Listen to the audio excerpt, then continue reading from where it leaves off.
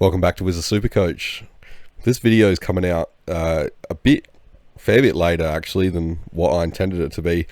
This whole preseason, I don't want to complain or anything, but yeah, this whole preseason in terms of YouTube's kind of been derailed by health issues for me. So, I mean, I got no choice but to just go through it and keep making content, but it's been hard. Yeah, and it's really frustrating me because it's getting so close to the season now. What are we, like 3 or 4 weeks away, something like that? Starting to get some trial games and things like that, and all I want to do is make videos and talk about it and stuff, and haven't been able to. But yeah, we're not here for a sob story, so enough of that shit. Yeah, you're probably wondering what all this is on the screen if you haven't watched my videos before. Actually, you know what, before I get to that, I'll just quickly talk about last night's State of Origin game. So actually, for someone who criticised the concept and thought it was a bit dumb, risking injury and things like that, just a cash grab by the AFL, I actually quite enjoyed it. It was a good game. Like, obviously it was not so much defence and stuff, but it was nice to see some free-flowing footy with some pretty good highlights, and I was shocked at how hard the players went in, especially at the start. So yeah, it was actually quite entertaining. Or maybe I'm just footy starved after 6 months.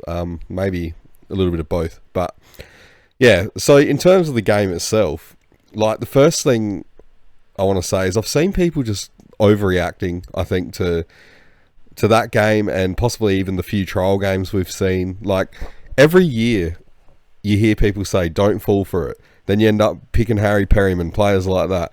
And I'm seeing it happen over and over again, and it's often from the same people that say don't fall for it. So, does anyone remember in last year's Indigenous All-Stars game, who was best on ground by a mile? It was Jai Simpkin. He got the medal, and how did his Supercoach season go? I think last night the top scorer for the WA team was Brad Hill, a guy that probably, in my opinion, shouldn't have even been in that team, but it's just how irrelevant it is to Supercoach.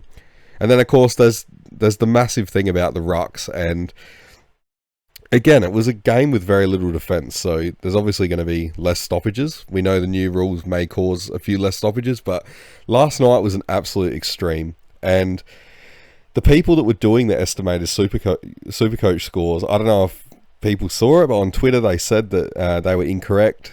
It was, yeah, completely messed up. You could tell real quick as well, because Darcy Cameron in the first couple of minutes, he had 4 hit-outs to advantage, and I think he was on 6 points or something. So obviously it was way off.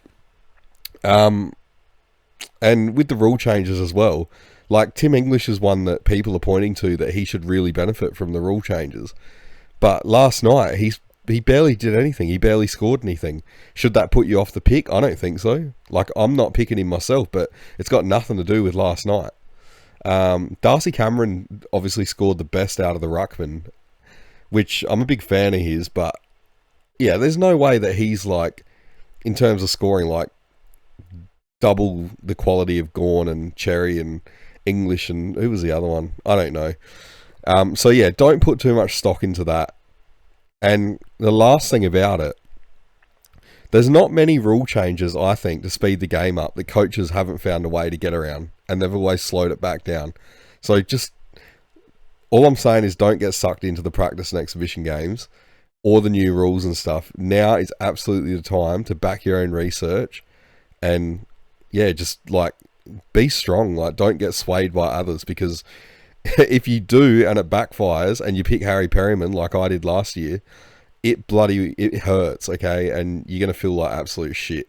Because let's face it, okay, Supercoach is a game, but we all get more into it than we should. Otherwise, you probably wouldn't be watching this video, and I wouldn't spend hours making them or watching others as well, because I'm a big viewer of other people's videos. So, enough of that, and on to this video.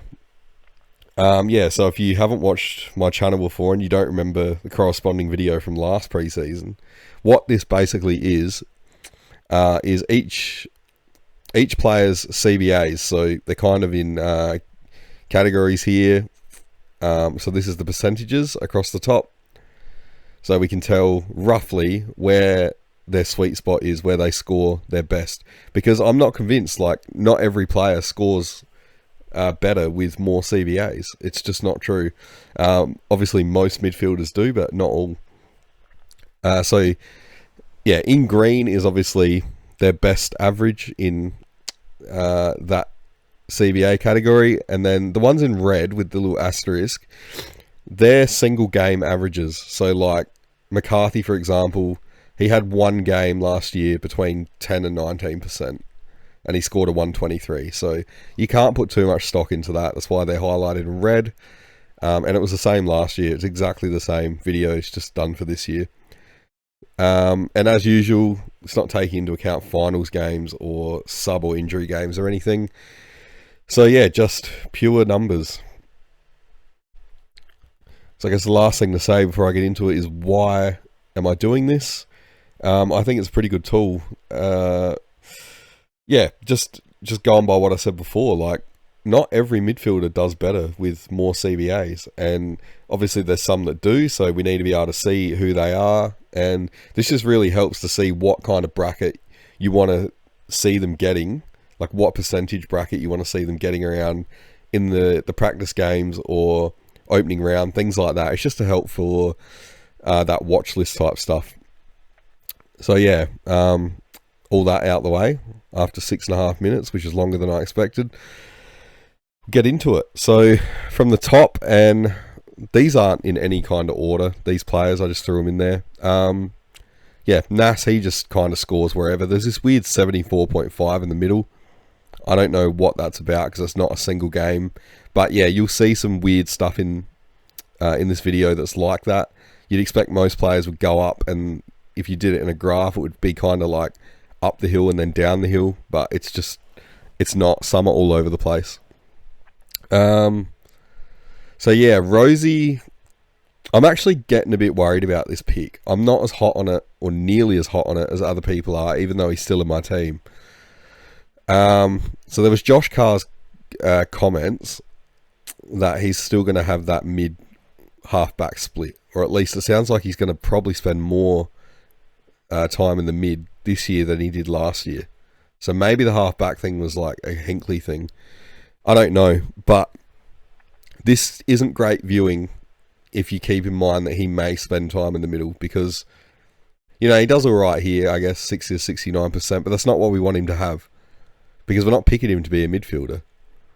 So you can see it falls away here if he gets too much or too little. So yeah, generally we want him having as little midfield time as possible. Yeah, there's a bit skewed though, because it's like 65.5 here in the 10 to 19%. So yeah, it's interesting. I think when he gets tagged, they kind of just throw him out in the midfield, and that might explain that one. But yeah, definitely we want him to have less midfield time, and this, I think, backs it up.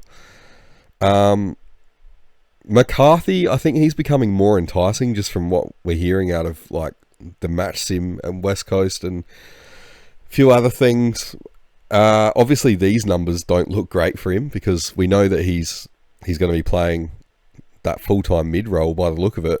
And yeah, we've got really nothing to go on, and except for this, you know, 40 to 49%, and it's an 80, but that was at the end of the season. He's had a full preseason now. I don't know how that guy slipped through the draft and stuff though. That's ridiculous. But yeah, I don't think he's one that we can really go on past data. Like, okay, fair enough. If he gets that halfback role again, then fine. But yeah, the midfield stuff, it's kind of the unknown, and that's the only thing putting me off. But as I said, he is quite enticing at the moment, especially because I've cooled off on Nick Blakey a bit. It's too hard with the buys. I'm dead set on Heaney, so yeah, that, I think it's a round 4 buy is going to be a killer for me if I keep Blakey. So maybe McCarthy, maybe Laird, I don't know. Maybe I'll talk about that later. So McGrath, he's not really a pick anymore because they've said he's going back to defence, but kind of just put it here to highlight how good he is if he is getting the high CBAs. But it's not going to happen now unless there's like a injury crisis in Essendon's midfield, which I guess when you say it that way, it's kind of likely. Happened last year, so I don't know, but not a starter. I took Bergman out of my team, and this here also really puts me off. Like, look at his scores down here when he's not even starting to score decently at all, really, until he gets to like the 30 to 39% CBAs. And even then, if you're picking him at the price he is, you're going to want a lot more than an 89 average, because he doesn't really score outside of the midfield that well. So he's got the 104 here. That was a one game. And then the 122 when he's 60 to 69. And then he drops down after that. So one thing, if you end up reading the season guide, something I wrote in there, in one of the articles I did, is that Bergman's best scoring role is as the tagger. So that's when he's getting these scores here. He averages like a tick over 100 as a tagger. I just don't see it happening frequently enough. And I could be wrong, but I'm pretty sure Josh Carr mentioned that Bergman will be splitting his time again. So, yeah, not encouraging at all. I think a few people have called off on Bergman. So, yeah, keep an eye on that one. But, yeah, definitely risky.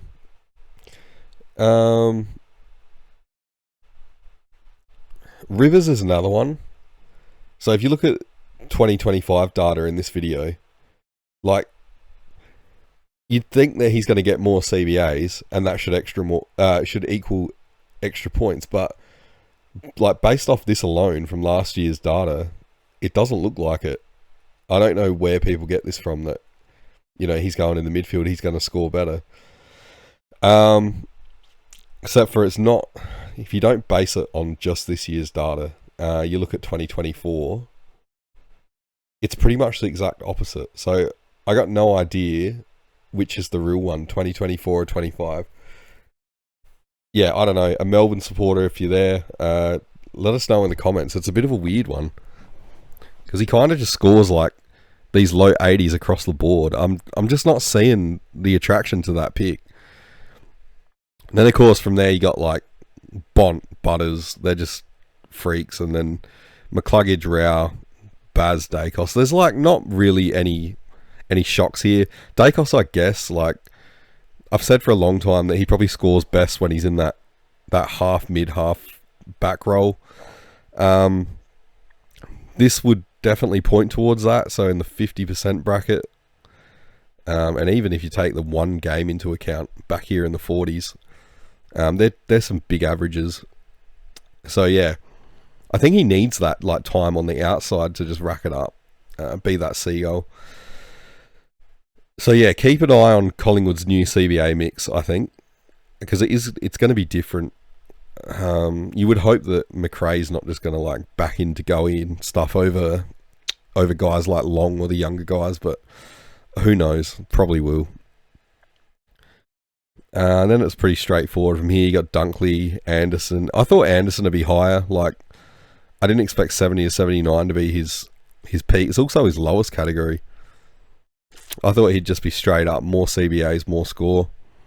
Probably the opposite for Brayshaw. Like, I didn't expect him to be so high. This isn't a single game average here either, in the 90 to 100 CBAs. So, yeah, it's a bit of an odd one. Dawson's not going to lose any CBAs. We know that for sure, because the Crom midfield is pretty weak. The only thing I'm worried about here is Nick's persisting with him forward when he's not in the middle. So we can see that when he's in the middle here, he scores really good. But yeah, it's more about where Nick's puts him when he's not there. He should be at half back, I think, but Nick's keeps putting him deep forward. And if you watch the Crom internal trial, Dawson spent a lot of time forward, particularly in the second half. So yeah, it's a bit of a worry. Who's next? I'm not really talking about them all. Hewitt, Callahan. So all these guys, coincidentally, they all like the 80 to 89% range. Yeah, you wouldn't expect any of these guys to lose CBAs this year, especially Callahan. Like that GWS mid, that is bare now. Bedford's out as well, so yeah, interesting.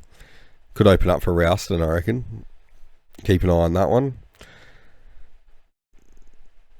Sarong's a bit of an interesting one, I guess. So he's a good example of I believe at some point, like, there's such a thing as too many CBAs.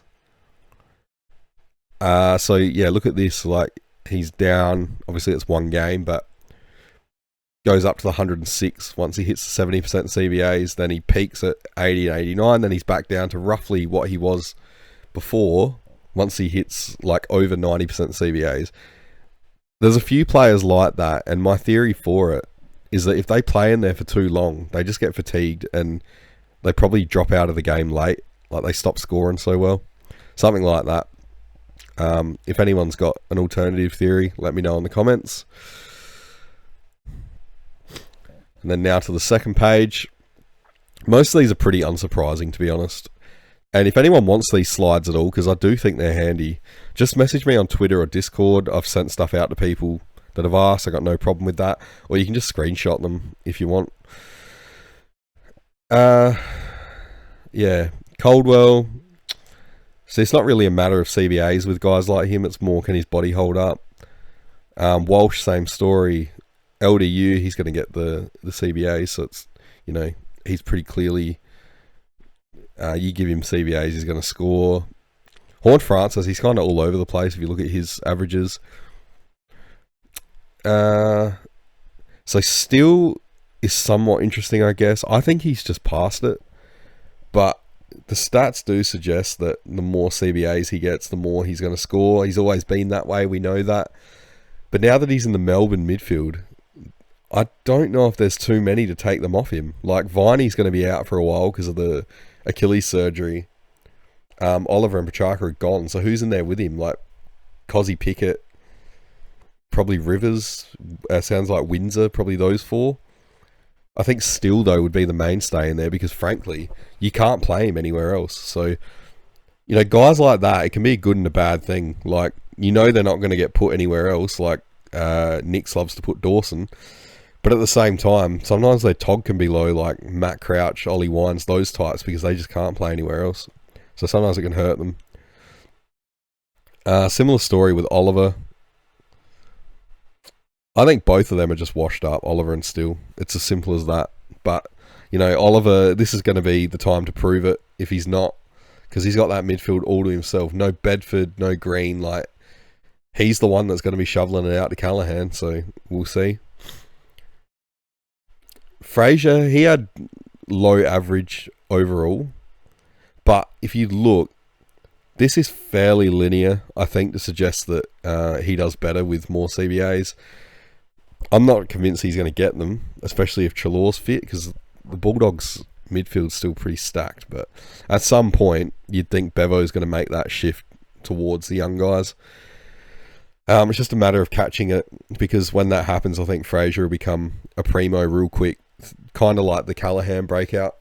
Yeah, got to keep an eye on that one. Harley Reid, his numbers are all over the shop here. There's no rhyme or reason to this one at all. It's kind of like his mental state on a game day. Probably sounds harsh, but bloody hell, he can act like an absolute goose out there. I think that's the only thing you'd want to be sure of if you're considering picking him. Like, obviously, he's got amazing potential and skills and stuff. No doubt about that. You just want to be sure that he's matured a bit, because that's the only thing holding him back. It's not his CBAs or anything like that.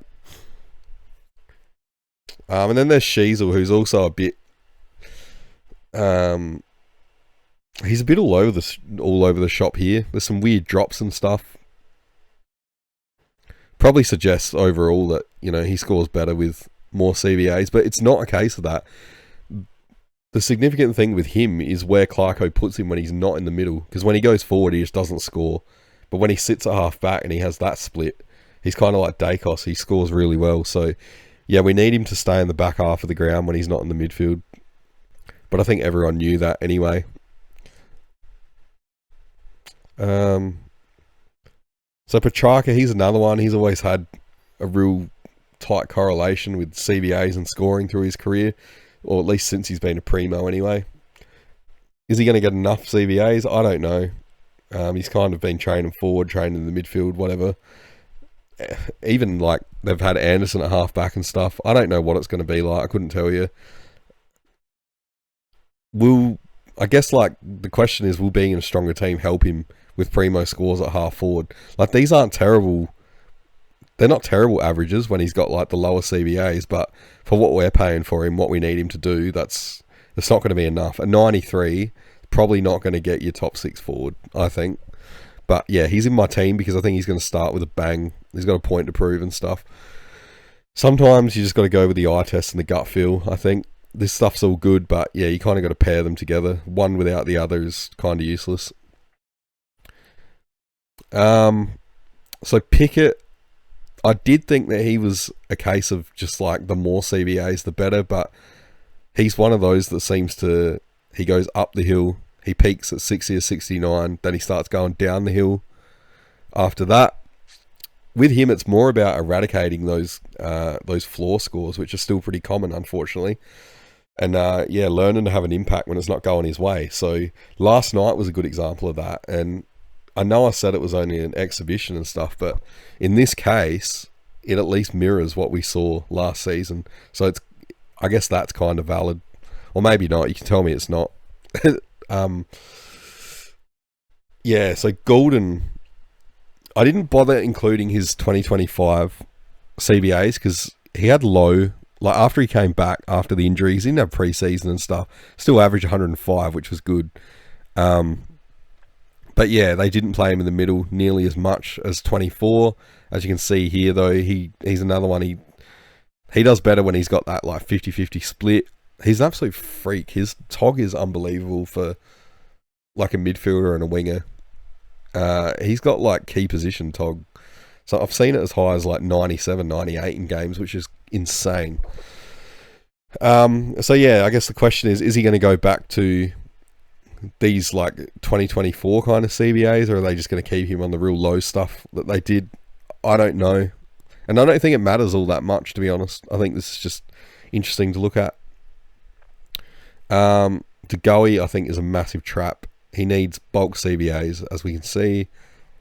I guarantee his body's not going to allow him to reach these, these kind of high CBAs that he needs, like 80% plus. I don't think McRae is insane to even let him try. Treloar, obviously, these are solid as numbers here. These are from 24 as well. It's just a question of his body, not the numbers. If he stays fit, then yeah, he's going to be a good pick. But I don't know. Can you trust him? He's currently not in my team after I had him there for a long time. He's definitely the one, though, I think, forward that would find his way back in out of Daniels and the other guys that I threw out the team. Treloar's almost there. It's just a matter of finding the money. So Philippou, is he realistically going to get the 60% and above CBAs? Who's in front of him? So there'd be McRae, Nas. Who is in the Saints midfield?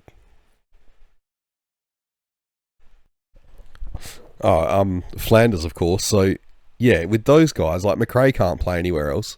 I've heard that Flanders has been playing a bit off half back, which is actually pretty good for his scoring, but